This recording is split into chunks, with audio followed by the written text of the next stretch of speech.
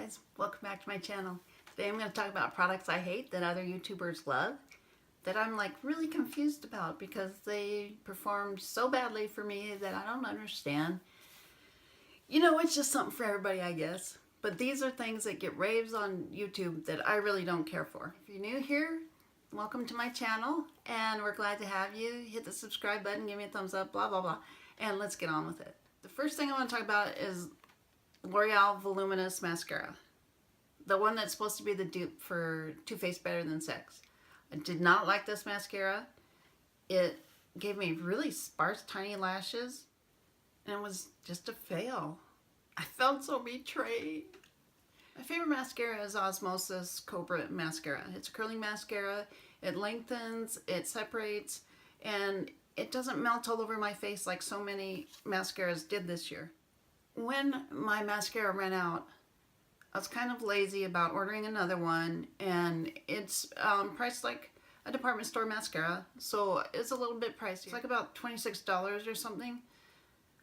So I wanted to find a drugstore dupe or any drugstore mascara that didn't melt on me, because I was just having such a hard time with most of the mascaras melting on me. Last year I had loved It Cosmetics Superhero Mascara. That was like holy grail. This year it just melted all over me.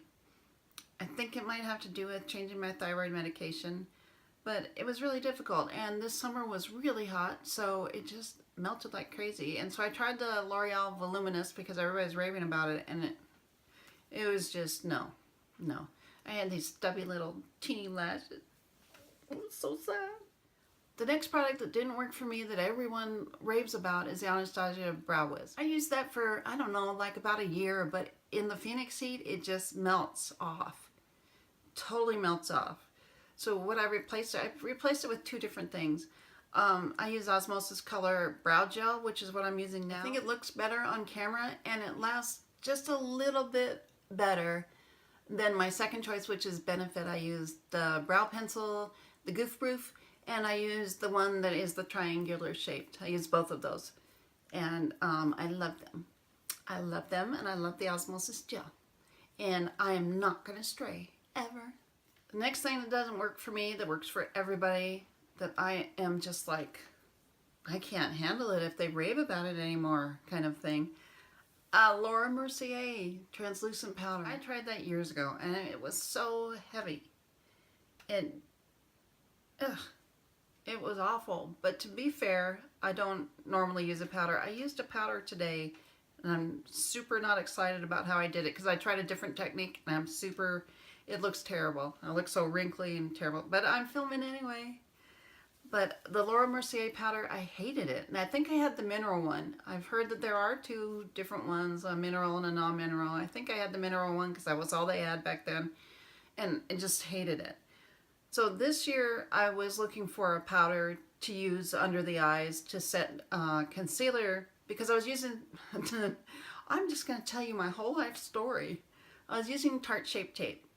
And it kind of needs to be set, or it's going to settle into everything. So I tried the Cover FX setting powder, the loose powder, because it was supposed to be made for dry skin. And I put it on, and it just sucked the life out of my skin. It was so dry, I couldn't handle it. I took it right back. I'm like, no. And I bought the Kat Von D, which I like better. And I can't tell you all of it. You'll just have to see my other videos. The next thing I didn't really care for that everybody seems to like, except me and my BFF, is the Too Faced Peachy Mattes palette. I just can't even. Well, for one thing, I have struggled with the idea of everything being a warm brown palette. Not everything, but you know what I mean. 90% of the palettes on the market are a warm brown palette. I can only handle so many orangey brown shades. I don't need them in every palette. This is one thing that drives me insane, is that they put, 12 of the same orangey brown shadows in every single palette. You don't need all those palettes to have all those shades. But I have jumped on the warm eyeshadow bandwagon, and I learned to appreciate it. Still don't want every palette to have those shades. Anyway, the Too Faced Peachy Mattes palette, it didn't work for me. There was two shades in there that I really loved. There's that cranberry shade and there's the deeper orange shade. But the rest of them were just too yellow toned for me. I have to have an orange that either has a blue undertone or a red undertone. The yellowy stuff just makes me look jaundice. I mean, I'd rather look like a rabbit eye than jaundice. I just can't even. Just can't even. And for me, I didn't feel that the formula was that great. It might be because I use Viseart mattes, and they are the best. The best. You can't go wrong with the Viseart matte.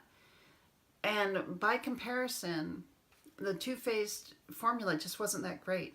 It didn't last very long on me. And I know people that have made beautiful looks with this palette, but it wasn't for me. It just wouldn't work. It didn't last. It's too yellow. But those two shades were so pretty. And now we come to one that really confuses me. The original Physicians Formula Butter Bronzer. I don't get it. Who does that work on? I tried it. I bought it when it first came out. I tried it and there's like no color to it. And I kept trying it and I couldn't get any color out of it. I was so disappointed because Physicians Formula is a brand that I use every day in my makeup. So I couldn't understand how this thing wasn't working for me, but was such a favorite with everyone else. And now they have the darker one, but I don't know that I'm going to try it because I have a couple bronzers that I love that I'm not going to stray from. And no. Disappointment. Disappointment.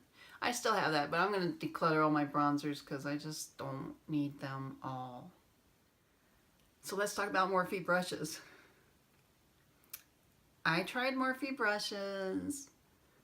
You know, it was such a big fad 2 or 3 years ago, 4 years ago, I don't know, on Instagram. I tried Morphe brushes. They fell apart. They were terrible. I don't understand the love for Morphe brushes. I really do not. You know, I know that some people are affiliates, so they say that they use them, and they probably do. I'm not doubting that. I'm not disclaiming that. I just don't see how they use them because they fall apart. They're terrible. I think it must be that they have maybe a higher end Morphe brush and a lower end Morphe brush.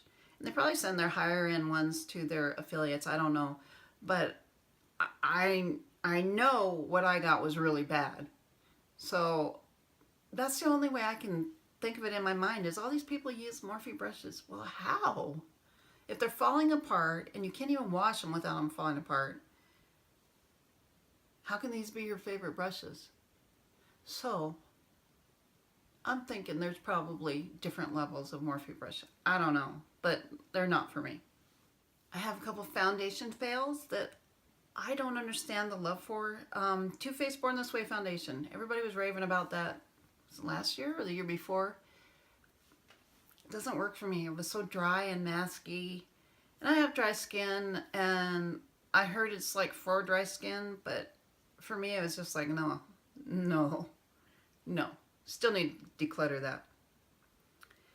The Wet n Wild foundation. I don't remember what it's called, but it just came out this summer. I don't get the love for that. It doesn't look that great on me. I tried it. Maybe I got a bad one. It just looked like, I don't know, Vaseline or something. Colored Vaseline. It just looked kind of greasy.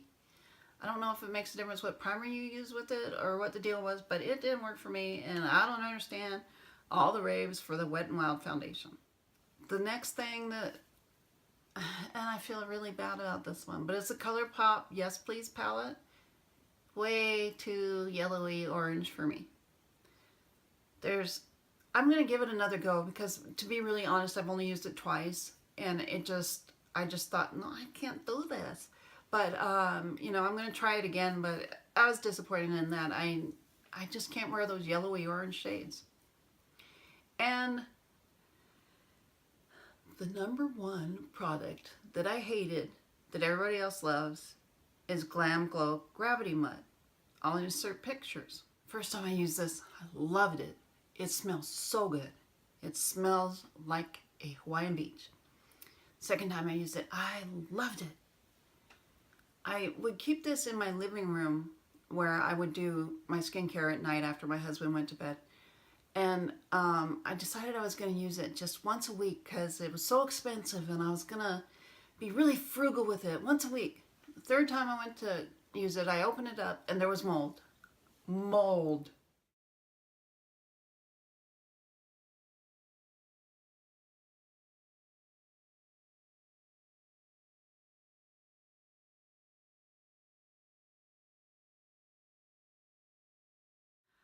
I live in the driest climate in the United States.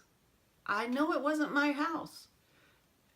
There's mold all around the jar. I don't understand this. So I contacted Glenblow and they gave me like a dead email address to talk to. So that wasn't helpful.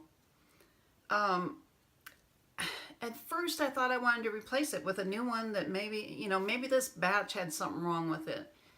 And that I would replace it and everything would be okay. But because of their response to me and, giving me a dead email address, I just, no, there's no way I'm ever going to buy one of their products. No. Mold on your product? No. And that's the summary of products that I hate, that other YouTubers love, and the confusion that lies therein. So if you're new here, please subscribe, give me a thumbs up. I hope to see you again. Thanks for viewing. Thanks for watching. Bye.